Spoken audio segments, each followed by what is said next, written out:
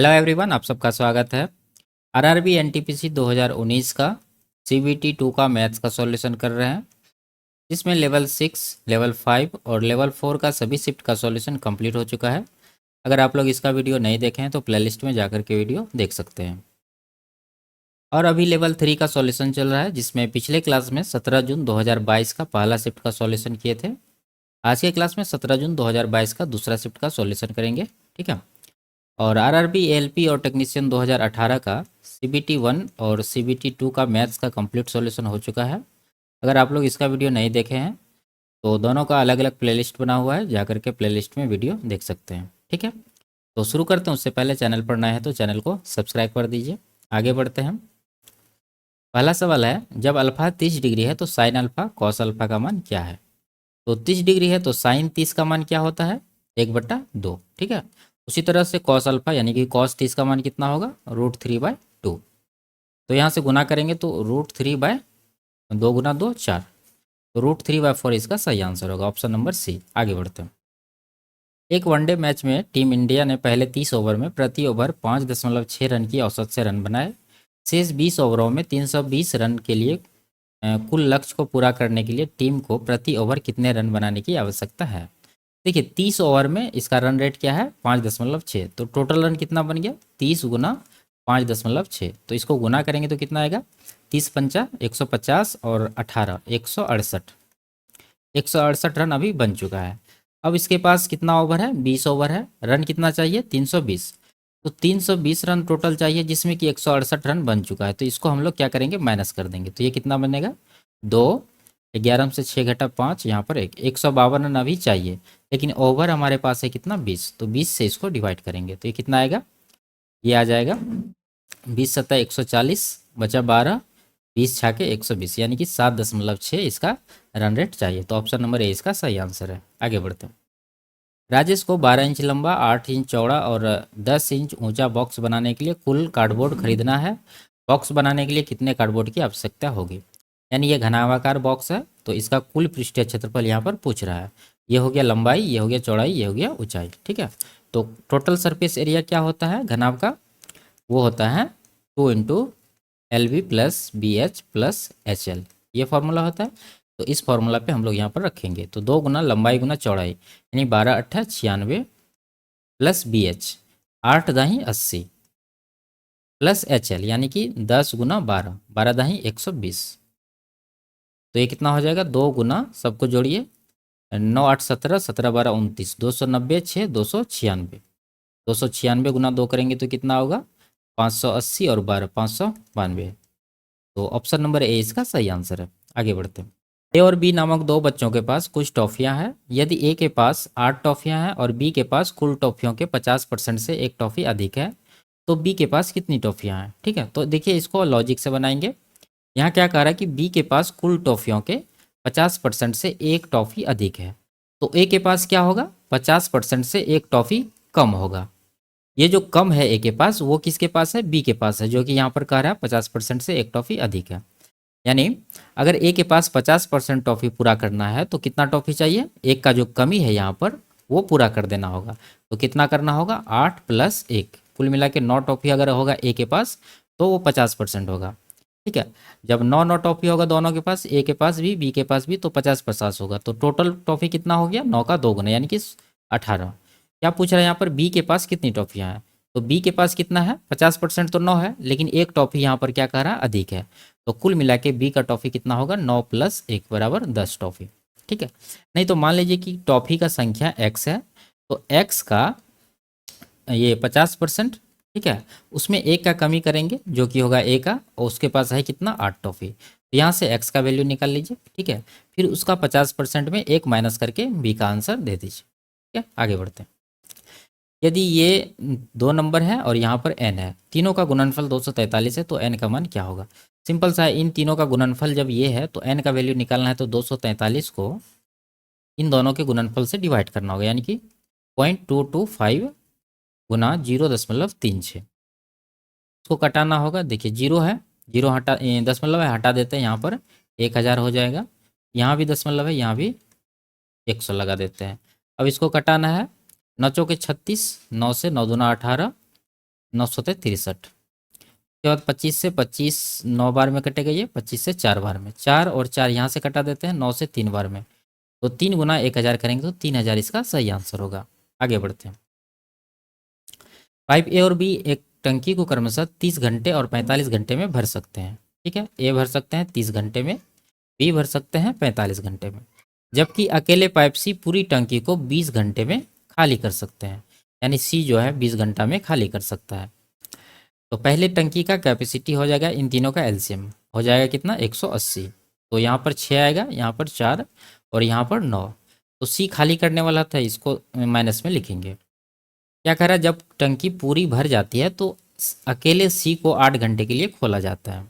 ठीक है, और फिर बंद कर दिया जाता है, और फिर एक ही समय पर पाइप ए और बी को एक साथ खोला जाता है। अब पाइप ए और बी एक साथ टंकी को पूरी तरह भरने में कितना समय लगेगा।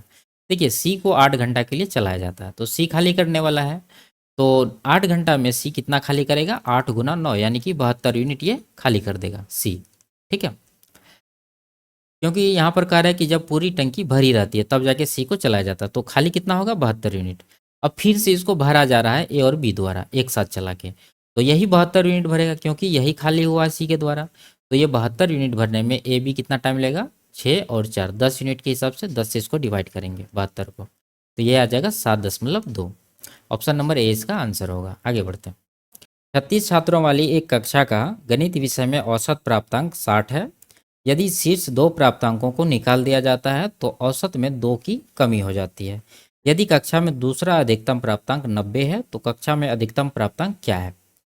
देखिए ये जो 2 प्राप्तांक वाला को निकाला गया है उसका जो एवरेज है, सबका तो एवरेज 60 ही है, तो ये जो 2 निकाला है उसका कुल टोटल कितना होगा, 60 गुना 2, ये तो होगा ही। उसके बाद जो चेंज हुआ इसके निकलने से वो हम लोग यहाँ पर देखेंगे। देखिए 36 छात्र है जिसमें कि 2 को निकाला गया, तो बचा कितना, 34 छात्र, और प्रत्येक छात्र में 2 का यहाँ पर कमी कह रहा है, तो 2 का कमी होगा तो टोटल कितना कमी होगा, 68 का। यानी ये 2 छात्र के निकलने से 68 का कमी हुआ, इसका मतलब ये 2 छात्र के पास 68 अधिक अंक था। ठीक है, तो इसमें हम लोग क्या करेंगे, 68 जोड़ेंगे, तो ये कितना हो जाएगा, 60 गुना 120 और 68, ये कुल मिला के हो जाएगा 198, दोनों का योग। जिसमें ये क्या कह रहा है कि दूसरा अधिकतम प्राप्तांक 90 है, तो दूसरा जो 90 है वो इसमें माइनस कर दीजिए, तो पहला वाला निकल जाएगा, वो कितना हो जाएगा, 98, 98 इसका सही आंसर है, ऑप्शन नंबर ए। आगे बढ़ते हैं। ब्याज की गणना वार्षिक चक्रवृद्धि आधार पर करने पर 10% वार्षिक चक्रवृद्धि ब्याज की दर पर निवेशित कोई धनराशि 2 वर्ष में 10,164 हो जाती है। निवेशित की गई धनराशि कितनी है। देखिए 10% का रेट है, समय है 2 वर्ष, तो कितना ब्याज मिलेगा इसको, चक्रवृद्धि ब्याज है, तो ये हो जाएगा 10 प्लस 10 प्लस 10 गुना 10/100। ठीक है, इफेक्टिव परसेंटेज यहाँ से हम लोग निकाल लेते हैं, तो ये आ जाएगा कितना, 21%। तो 21% ब्याज होगा, 100% मूलधन भी होगा, तो कुल मिला के मिश्रधन कितना बनेगा, 121%। इसी 121% का वैल्यू है ये 10,164, 10,164। तो मूलधन पूछ रहा है, ठीक है, तो 100 से यहाँ पर गुना करेंगे, तो 11 से 11 बार में कटेगा, 11 9 99, 11 दूना 22, 11 चौके 44, फिर 11 से कटेगा 8 बार में और 4 बार में, 84 गुना 100 करेंगे तो ये आएगा कितना, 8400। ठीक है, यहाँ परसेंटेज लगा है, तो ऑप्शन नंबर ए इसका सही आंसर है। आगे बढ़ते हैं। किसी समषटभुज की प्रत्येक भुजा की लंबाई 2√3 सेंटीमीटर है, दिए गए षटभुज का क्षेत्रफल कितना होगा। देखिए एक समषटभुज में कितने समबाहु त्रिभुज होते हैं, 6। इस तरह से अगर हम लोग षटभुज बनाएंगे समषटभुज, तो इसमें टोटल 6 समबाहु त्रिभुज निकलेगा, क्योंकि यहाँ पर क्या दिया है, भुजा दिया हुआ प्रत्येक का, तो एक भुजा है 2√3, तो यहाँ से एक त्रिभुज का क्षेत्रफल निकाल सकते हैं, वो कितना हो जाएगा, या तो फॉर्मूला से लगा लीजिए √3/4 इंटू a² से, या नहीं तो हम लोग निकालने का क्या तरीका होता है, जो भुजा दिया हुआ उसको 2 से डिवाइड करिए पहले, तो इसको 2 से डिवाइड करेंगे तो √3 आएगा, और इसका स्क्वायर करिए, उसमें √2 से √3 से गुना करिए, तो ये आ जाएगा कितना, 3√3। ये एक त्रिभुज का क्षेत्रफल है। ठीक है, इस तरह से 6 त्रिभुज है, तो टोटल क्षेत्रफल को निकालने के लिए 6 से गुना करना पड़ेगा, तो ये आ जाएगा 18√3। तो ऑप्शन नंबर 20 का सही आंसर है। आगे बढ़ते हैं। 9 सेंटीमीटर ऊंचाई वाले एक ठोस लंबवृत्तीय बेलन का पूर्ण पृष्ठीय क्षेत्रफल 704 सेंटीमीटर स्क्वायर है। इसका आयतन 11 के सेंटीमीटर क्यूब है, तो के का मान क्या है। देखिए यहाँ से बेलन है, बेलन का संपूर्ण पृष्ठीय क्षेत्रफल क्या होता है, 2πr × r + h। बराबर है कितना 704। तो देखिए 2 पाई का मान 22/7 रखिए, आर निकालना है, ठीक है। एच का वैल्यू यहाँ पर दिया है 9, तो 9 दे दीजिए बराबर 704। तो यहाँ से 22 से कट जाएगा, ये 22 × 66, उसके बाद 22 दूना 44, दो चीज़ को कटाएंगे 16 बार में। तो यहाँ से r इंटू आर प्लस 9 बराबर 16, ये 7 उधर गुना होगा तो 16 सत्ता 112 होगा। तो यहाँ से r का वैल्यू क्या होगा, या तो इसको गुना करके द्विघात समीकरण बना लीजिए, या नहीं तो r का वैल्यू यहाँ पर रखिए। देखिए 16 सत्ता 112 होता है, अगर r का वैल्यू हम लोग 7 लेंगे तो 7 यहाँ होगा, 7 9 16, 16 सत्ता 112, तो r का वैल्यू क्या होगा 7 सेंटीमीटर, ठीक है। अब आयतन पूछ रहा है, तो आयतन क्या होता है पाई आर स्क्वायर एच, यानी 22/7, आर है 7, 7 का स्क्वायर करेंगे वो हो जाएगा 49 गुना पाई आर स्क्वायर एच, एच कितना है 9, ठीक है, बराबर करेंगे 11 के। तो यहाँ से कटाते हैं, 7 से 7 बार में कटेगा, 11 से इसको कटा दीजिए 2 बार में, 7 दूना 14 नमा 126, के का क्या वैल्यू आ गया 126, ऑप्शन नंबर ए। आगे बढ़ते हैं। दिए गए विकल्पों में से कौन सा लगभग निकटतम मान है जो निम्नलिखित समीकरण के प्रश्न चिन्ह के स्थान पर आएगा। तो देखिए ये 260 है और भाग है, नीचे दे देते हैं 24.99, इसको 25 लिखेंगे, गुना 35 होगा, माइनस ये देखिए 30 के करीब है, और गुना ये है 10 के करीब, ठीक है। 5 से कटाइए 5 बार में, 5 सत्ते 35, 5 से बचे 25, 5 दूना 10, 52 सत्ते 7 दूना 14, बचा 1, 5 सत्ते 35, 1 36, 364 माइनस इसको गुना करेंगे तो 300 आएगा, तो कुल मिला के कितना आ गया 64। ऑप्शन नंबर ए इसका आंसर है। आगे बढ़ते हैं। यदि a प्लस बी 15 है, a square plus B square 113 है, तो a cube plus B cube का मान निकालना है। देखिए यहाँ 8 7 पर ये इसको सेट किया है, 8 का स्क्वायर करेंगे और 7 का स्क्वायर करेंगे तो ये 113 आएगा, ठीक है, और 8 7 यहाँ पर 15 हो रहा है। तो निकालना क्या है a cube plus B cube, यानी कि 8 का क्यूब प्लस 7 का क्यूब, इसका क्यूब हो जाएगा 512 और 7 का क्यूब 343, जोड़ेंगे 5 5 और 5 3 8, 855 इसका सही आंसर होगा। अगर इस तरह से डेटा नहीं आ रहा दिमाग में तो क्या करेंगे, यहाँ से a प्लस बी का होल स्क्वायर का फॉर्मूला लगा के और ए बी का मान निकाल लेंगे, ठीक है। यानी तो इसका फॉर्मूला डायरेक्ट यहाँ पर आप लगा सकते हैं, क्या होता है a plus B into A square plus B square minus A B, ठीक है। इस तरह से यहाँ से वैल्यू रख के निकाल सकते हैं। अगर a प्लस बी का होल स्क्वायर लगाएंगे तो यहाँ से ए बी का वैल्यू निकालेंगे और फिर ये वैल्यू रखेंगे ए बी का, यहाँ से देंगे तो निकल जाएगा। आगे बढ़ते हैं। निम्न में से कौन सी संख्या 11 से विभाज्य है। तो 11 से विभाज्य है तो क्या होता है, समस्थान और विषम स्थान के अंकों का अंतर 0 होना चाहिए या 11 का कोई मल्टीपल होना चाहिए। यहाँ पे इतना बन रहा है 1 1 2 2 1 3 1 4, 4 हो रहा है, इधर 2 0 2 2 4, 4 हो रहा है, दोनों का अंतर क्या होगा 0, तो 11 से कटेगा। आगे बढ़ते हैं। यदि किसी संख्या के 27.5% का मान 11 है तो संख्या ज्ञात कीजिए। 11 है 27.5%, तो 100% का वैल्यू निकालना है, वही संख्या होगा, ठीक है। 11 से कट जाएगा 2.5 बार में, ठीक है, इसको कटाएंगे ये 40 बार में कट जाएगा, तो ऑप्शन नंबर डी इसका सही आंसर है। आगे बढ़ते हैं। राकेश कार द्वारा 50 किलोमीटर प्रति घंटा की चाल से 2 घंटे यात्रा करता है, बाइक द्वारा 35 किलोमीटर की चाल से 2 घंटा यात्रा करता है और 100 किलोमीटर की चाल से रेलगाड़ी द्वारा 4 घंटा यात्रा करता है। यात्रा के दौरान राकेश का औसत चाल कितना है। तो औसत चाल निकालने के लिए हम लोग क्या करते हैं, कुल दूरी बट्टा कुल समय। तो यहाँ से कुल दूरी निकालना होगा। देखिए कार द्वारा कितना चला है 50 गुना 2, 100 किलोमीटर। उसके बाद बाइक द्वारा 35 गुना 70, उसके बाद रेलगाड़ी द्वारा 100 गुना 4, 400 हो जाएगा ये, तो सबको जोड़ेंगे तो 4 1 570 आएगा, ठीक है। ये टोटल दूरी हो गया। अब कुल समय कितना है, देखिए 2 घंटा यहाँ लगा, 2 घंटा यहाँ लगा, 4 घंटा और 4 घंटा यहाँ लगा, कुल मिला के 8 घंटा। तो 8 से इसको डिवाइड करिए, ये आएगा 8 7 56, ठीक है। उसके बाद बचा 1 0 हुआ, 8 1 का 8, 2.5, यानी कि 71.25 इसका सही आंसर होगा, ऑप्शन नंबर बी। आगे बढ़ते हैं। 24 सेंटीमीटर आंतरिक त्रिज्या वाला एक अर्धगोलाकार कटोरा द्रव से पूर्णतः भरा हुआ है। इस द्रव को बेलनाकार बोतलों में भरा जाना है, जिनमें से प्रत्येक बोतल की आंतरिक त्रिज्या 6 सेंटीमीटर और ऊंचाई 8 सेंटीमीटर है। कटोरे को पूर्णतः खाली करने के लिए कितनी बोतलों की आवश्यकता होगी। सिंपल सा, कटोरा का आयतन में बोतल के आयतन से डिवाइड कर देंगे तो वो संख्या निकल जाएगा। तो पहले अर्धगोलाकार जो कटोरा है इसका आयतन निकालते क्या होगा, 2/3 पाई आर क्यूब, आर कितना है 24, तो 24 का क्यूब कर देंगे यहाँ पर, 24 गुना 24 गुना 24। और नीचे देंगे ये बेलनाकार बोतल है उसका आयतन, यानी पाई आर स्क्वायर एच। तो आर है 6, 6 गुना 6, एच है 8। अब इसको कटाना है, देखिए पाई पाई कटेगा, 3 से इसको कटाइए 8 बार में, 8 8 काट देते हैं, 6 चौके 24, फिर से 6 चौके 24। तो ये कितना हो गया, 4 चौके 16, 16 दूना 32। तो 32 बोतल चाहिए, तो ऑप्शन नंबर ए इसका आंसर होगा। आगे बढ़ते हैं। इसी आयताकार पार्क की लंबाई और चौड़ाई का अनुपात 7:3 है और पार्क का परिमाप 21,000 मीटर है। पार्क की लंबाई और चौड़ाई का अंतर ज्ञात कीजिए। ठीक है, तो यहाँ पर देखिए 7:3 है लंबाई चौड़ाई का, तो यहाँ से परिमाप कितना आ जाएगा, 7 3 10 गुना 2, यानी 2 गुना लंबाई प्लस चौड़ाई होता, तो ये हो जाएगा कितना, 20 यूनिट। यानी ये पार्क का परिमाप है, लेकिन एक्चुअल में परिमाप कितना है, 21,000। तो कितना गुना है ये, जब डिवाइड करेंगे तो ये आ जाएगा 1050। ठीक है, तो पार्क का लंबाई और चौड़ाई का अंतर पूछ रहा है, तो लंबाई और चौड़ाई का अंतर कितना है, 7 और 3 का अंतर, ये हो जाएगा 4 यूनिट। तो 4 का निकालना है, तो 4 गुना 1050 करेंगे तो कुल मिला के कितना होगा, ये हो जाएगा 4200। तो ऑप्शन नंबर 20 का आंसर होगा। आगे बढ़ते हैं। त्रिभुज एबीसी में डी समांतर बीसी है जो ए बी को डी पर और ए सी को ई पर प्रतिच्छेदित करती है। एक त्रिभुज बना लेते हैं यहाँ पर, का नाम है ए बी सी। ठीक है, अब डी जो है बीसी के समांतर है, इस तरह से यहाँ पर डी है, यहाँ पर ई है। आगे है ए डी और बी डी का अनुपात 2:3 है। ए डी 2 है, बी डी कितना है, 3 है।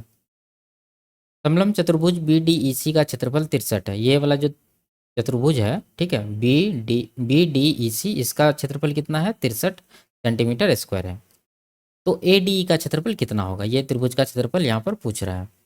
तो देखिए यहाँ पर दोनों भुजा क्या है, समांतर है, तो यहाँ पर थेल्स थ्योरम लगेगा। वो क्या होता है कि इसके जो क्षेत्रफल का अनुपात होगा वो क्या होगा, इसके भुजा के वर्ग के बराबर होगा। तो यहाँ पर देखिए छोटा वाला त्रिभुज ए डी ई, इसका भुजा कितना है, 2 है, तो 2 का स्क्वायर 4 हो जाएगा छोटा वाला का। बड़ा वाला का क्या हो जाएगा, ए बी सी का, देखिए बड़ा वाला का भुजा टोटल कितना है, 3 2 5 यूनिट, तो 5 का स्क्वायर 25। तो दोनों का क्षेत्रफल का अनुपात निकल गया।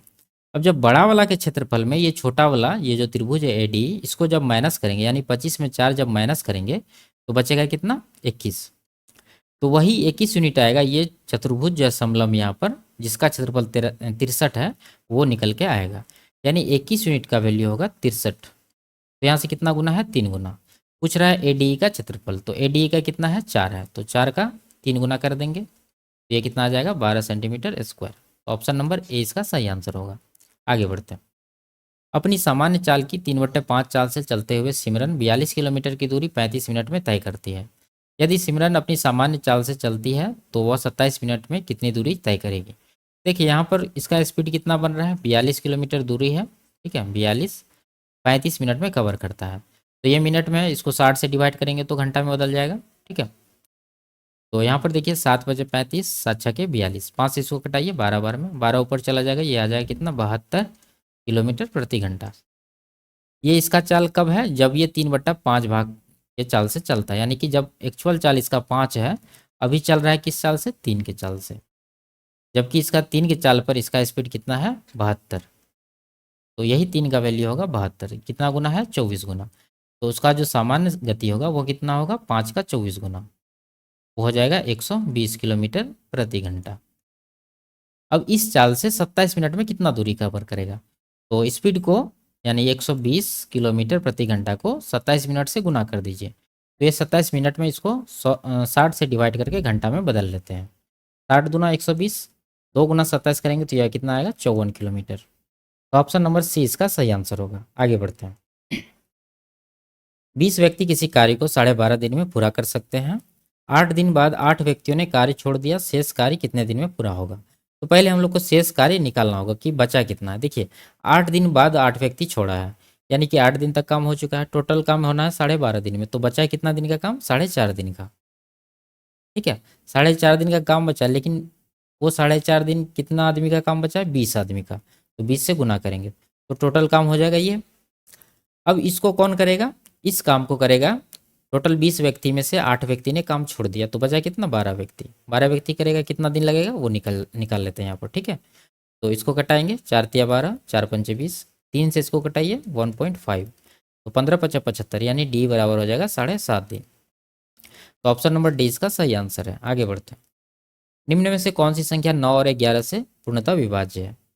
तो 9 से कटने का नियम क्या होता है? अंकों का योग 9 से कटना चाहिए। तो यहाँ पर क्या हो रहा है? 9 9 8 1 9 8 1 9 ये कट रहा है 9 से, ठीक है। और 11 से कट रहा है ये 8 9 17 8 25 9 1 10 1 11 ये नहीं कट रहा है। 9 8 17 1 18 ये 9 से तो कट रहा है। 8 1 9 इधर भी 9 0 9 तो ये 11 से भी कट रहा है। तो ये इसका सही आंसर होगा। आगे बढ़ते हैं। जब ये 3 नंबर को बड़ी से बड़ी संख्या m से विभाजित किया जाता है तो प्रत्येक स्थिति में शेषफल n प्राप्त होता है। m - n का मान कितना होगा? ठीक है। तो वो सबसे पहले हम लोग को क्या करना होगा? बड़ी से बड़ी संख्या ये जो m है जिससे विभाजित किया जाना है वो निकालना होगा। तो उसके लिए क्या करते हैं? इन तीनों नंबर का अंतर का HCF, ठीक है, यानी कि नंबर क्या है? 4230, के बाद है 5986 और उसके बाद है 9059। इसका अंतर, फिर इसका अंतर, फिर ये दोनों का अंतर, इन तीनों का अंतर जो आएगा उसका HCF होगा वो नंबर m। तो इसका अंतर कितना हो जाएगा? घटा लेते हैं इसको। तो ये आ जाएगा 6, यहाँ पर आ जाएगा कितना? 5, ठीक है। 1756 आ रहा है। यहाँ पर कितना आ रहा है? 3073। और जब इन दोनों को माइनस करेंगे तो ये कितना आएगा? 4829, ठीक है, इन दोनों का अंतर। अब क्या करना है कि इन तीनों का HCF निकालना है। तो HCF निकालने के लिए क्या करते हैं हम लोग? घटाते हैं, पहले घटाते हैं इसको। कितना आ रहा है ये? इसको जब इसमें माइनस करेंगे तो 13 में से 6 घटा 7, ठीक है, ये आएगा कितना? 1317। तो 1317 जो अंतर आया है ये सबसे कम अंतर है छोटा संख्या का। तो इससे हम लोग देखेंगे क्या ये नंबर, ये जो अंतर आया है ये इन तीनों नंबर को काट रहा है कि नहीं काट रहा है। 13 से इसको डिवाइड करेंगे नहीं कटेगा, ठीक है। तो हम लोग इसको और तोड़ेंगे। तो 7 1 8 3 11 1 12, 3 से कट रहा है तो 3 गुना ये कितना हो जाएगा? 3 चौके 12, 3 तिया 9, 3 9 27, 439। अब ये जो 439 है इससे हम लोग देखेंगे कि क्या ये सबको काट रहा है कि नहीं काट रहा है, ठीक है। तो ये काट देगा इसको, 1756 को 4 बार में, इसको भी काट देगा, इसको भी काट देगा। यानी ये 439 जो है यही हमारा क्या है? HCF है, ठीक है। तो m का वैल्यू निकल गया। अब उसके बाद जो इस HCF से इस नंबर को डिवाइड करेंगे, ठीक है, तो कुछ ना कुछ शेष आएगा, वही होगा n का वैल्यू। तो ये नंबर से जब ये HCF से जब तीनों को डिवाइड करेंगे तो एक ही शेष आएगा, वो प्रत्येक स्थिति में बराबर होगा, ठीक है। तो वो कितना शेषफल आएगा यहाँ पर हम लोग डिवाइड करके देख सकते हैं। 439 से पहला नंबर जो है 4230, इसको डिवाइड करते हैं तो ये 10 बार में 9 बार में जाएगा, ठीक है। 9 9 81 बचा 8, 9 3 27 8 35 बचा 3 और 9 चौक 36 3 39। ये कितना आएगा? 9, यहाँ पर बचा 12 में से 5 घटा 7, 11 में से 9 घटा 2, 279 आ रहा है शेष। यही होगा n का वैल्यू। और ये हो गया क्या? m।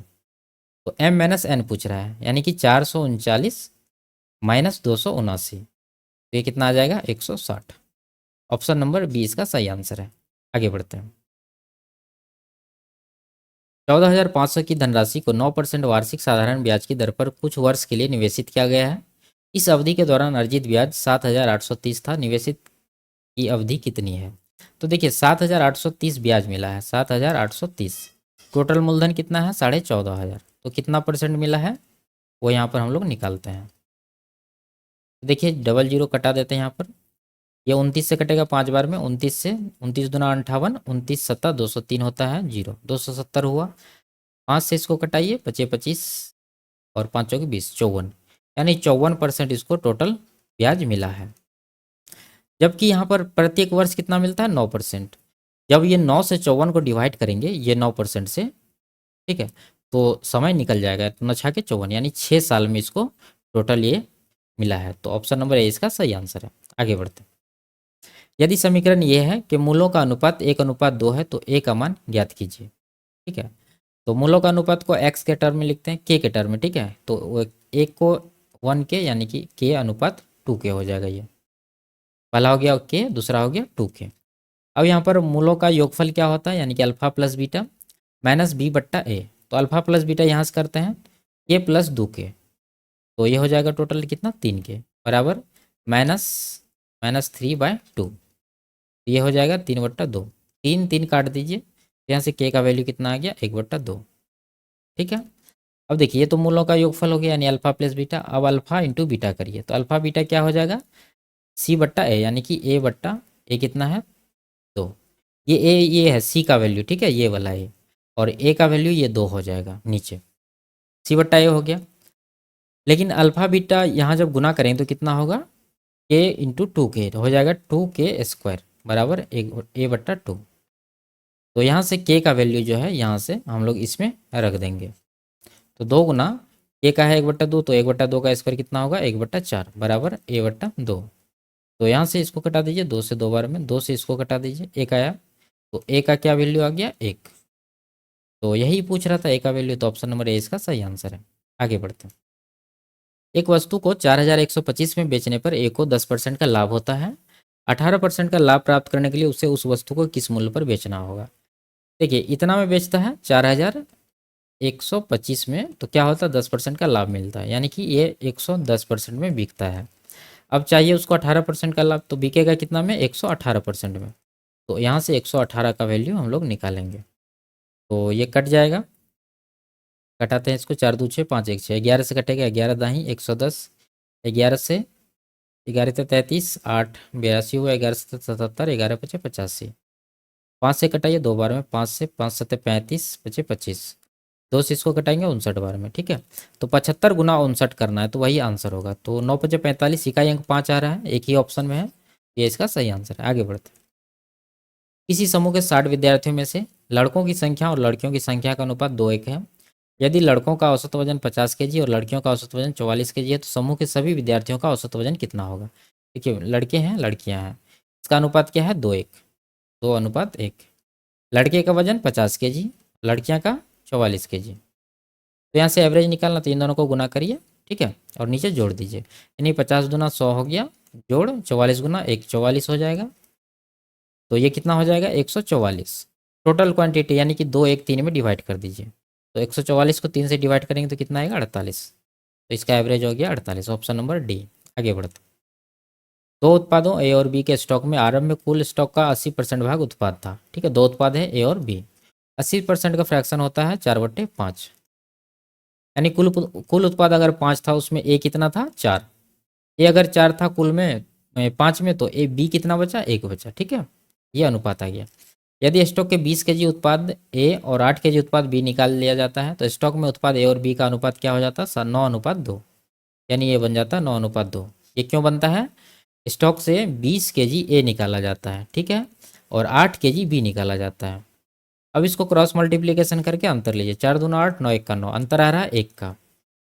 इधर देखिए 20 दूना 40 9 8 72, अंतर आ रहा है कितना 32 का, यानी 1 यूनिट का वैल्यू कितना हो गया 32। क्या पूछ रहा है आरंभ में कुल स्टॉक कितना था, तो आरंभ में कुल कितना था 4 1 5, तो 5 का कितना हो जाएगा, देखिए 1 का 32 है, तो 5 का 5 गुना 32, ये हो जाएगा कितना 160 केजी। ऑप्शन नंबर सी इसका सही आंसर है। आगे बढ़ते हैं।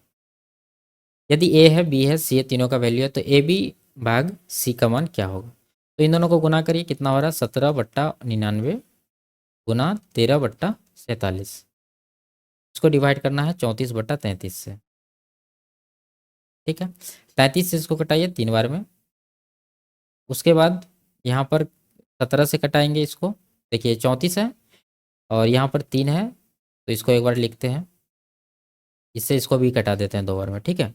तो बचेगा ऊपर 13, नीचे बचेगा 3 गुना 47 और ये 2 गुना नीचे, तो कुल मिला के हो जाएगा 13/47 गुना 94 तिया, ये हो जाएगा कितना 47 गुना 94, 94 गुना 3 करेंगे तो 4 तिया 12, बच्चा 1 9 तिया 27 1 28 282। तो यही पूछ रहा है 13/282, इसका सही आंसर होगा ऑप्शन नंबर बी। आगे बढ़ते। बिंदु Q से किसी वृत्त पर खींची गई स्पर्श रेखा की लंबाई 21 सेंटीमीटर है और वृत्त के केंद्र O से Q की दूरी 29 सेंटीमीटर है, तो वृत्त की त्रिज्या क्या है। एक वृत्त बनाइए इस तरह से और ये एक स्पर्श रेखा यहाँ पर खींचा गया है, बिंदु है Q और वृत्त का केंद्र है O।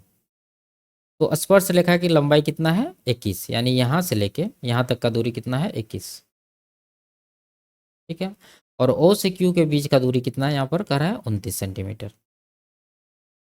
जब इसको मिलाएंगे स्पर्श रेखा और त्रिज्या एक दूसरे को 90 डिग्री पर प्रतिच्छेद करते हैं, ठीक है। तो ये समकोण त्रिभुज बन गया। तो 21 है 29 है, तो यहाँ पर क्या होना चाहिए 20, 20 21 29 ट्रिपलेट होता है। तो आर कितना आ गया 20 सेंटीमीटर। नहीं तो पाइथागोरस लगा के निकाल सकते हैं। आगे बढ़ते हैं। किरण की बचत और व्यय का अनुपात 7:13 है और उसकी मासिक आय 1,80,000 है। बचत को म्यूचुअल फंड और इक्विटी के बीच 4:3 अनुपात में विभाजित किया गया है। म्यूचुअल फंड के रूप में कितनी राशि की बचत की जाती है? तो यहाँ से देखिए कुल आय कितना है 1,80,000। ठीक है, लेकिन यहाँ रेशियो क्या दिया है बचत और व्यय का, जब दोनों को जोड़ेंगे तो कुल आय निकलेगा। तो कुल आय कितना यूनिट होगा 7 और 13 20 यूनिट। तो 20 से डिवाइड करेंगे। बचत के बारे में पूछ रहा है तो बचत कितना है 7 यूनिट, तो 7 से इसको गुना करेंगे तो यहाँ से बचत निकल के आएगा। ठीक है, सेविंग। तो इसको कटाते हैं, 0 0 काट देते हैं, 2 से कटाएंगे 9,000। तो 9 सौ 63,000 इसका बचत आ गया। अब बचत को 4:3 अनुपात में ये क्या करता है 4 यूनिट देता है म्यूचुअल फंड में और इक्विटी में 3 यूनिट। तो म्यूचुअल फंड का पूछ रहा है तो कितना हो जाएगा, म्यूचुअल फंड का हिस्सा है 4 और टोटल है कितना 4 3 7, यानी 63,000 का 4/7 निकालेंगे तो 7 से इसको कटाएंगे 9,000 और 9 चौके 36,000। तो 36,000 इस सवाल का सही आंसर होगा। आगे बढ़ते हैं।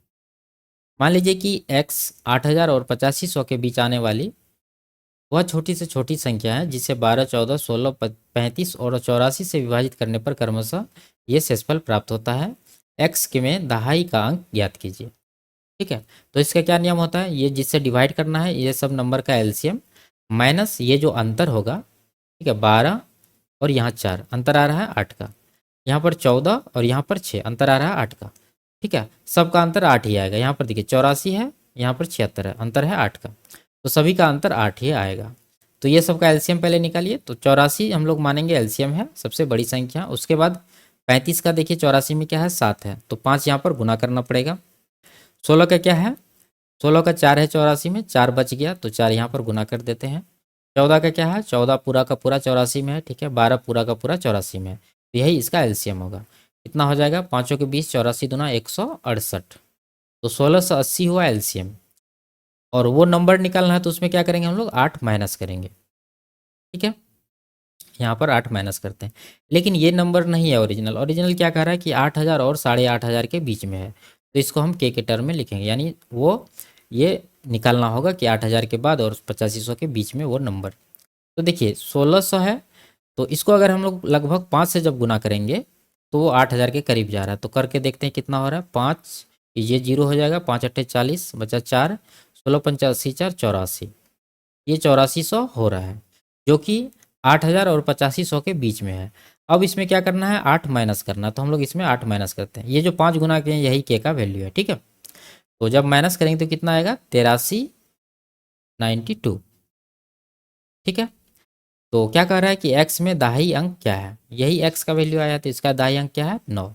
तो 9 इस सवाल का सही आंसर होगा। आगे बढ़ते हैं, इन सबको सॉल्व करना है। देखिए यहाँ पर क्या हो जाएगा, तो कटाइए 12 चौके 48, 12 छके 72। ठीक है, यानी ये हो गया 4/6 गुना 3, 3 से इसको कटा दिए 2 से 2 बार में, यानी ये पूरा वैल्यू क्या आ गया 2। अब आगे देखिए यहाँ पर 15/8 है, 15/8 लिखिए, गुना है 40 में 32 घटाएंगे तो 8 बचेगा, माइनस का 10, तो 8 8 कटेगा, 15 माइनस 10 5 होगा, आगे भी माइनस लगा हुआ तो माइनस का 5 कर देंगे, यहाँ पर कितना हो जाएगा माइनस का 3। तो ऑप्शन नंबर ए इसका आंसर होगा। आगे बढ़ते, एक छात्र अपने घर से 2.5 किलोमीटर प्रति घंटे की चाल से चलता है और विद्यालय के समय से 6 मिनट बाद अपने विद्यालय पहुंचता है, यानी कि 6 मिनट इसको लेट होता है। अगले दिन वह अपनी चाल में 1 किलोमीटर घंटे की वृद्धि करता है और विद्यालय समय से 6 मिनट पहले पहुंच जाता है।